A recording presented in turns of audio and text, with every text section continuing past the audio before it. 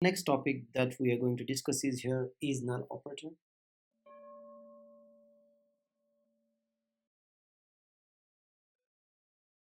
Is null operator is used to identify the null values from a specified column,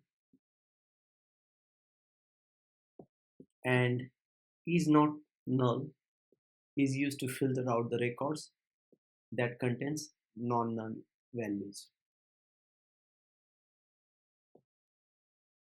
Consider this is your employees table. You have IDs here, you have names, you have department IDs, and you have salaries. Let's see the syntax how to use is null operators. Again, this is you're trying to extract or retrieve all the columns from your employee table. This is your table, and you're saying where salary. This is your column name, and after that you're telling is null. So what it will do, it will go to the salary column and it will try to find null values. So this is null value and it will give us this only one record. Let's see the result table. What happens instead of this? I use is null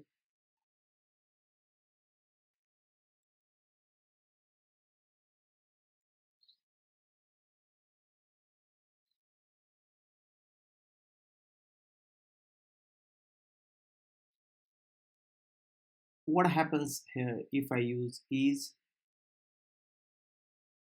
not null?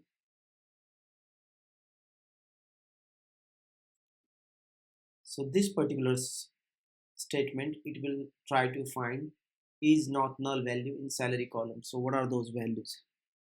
This one is not null, it's not null, this is not null, this is null, this is not null. In result we will get these records, this one, this one, this one. We will not get this one, but we will get this one because these are not nulls. That's all for this review, guys. Thank you.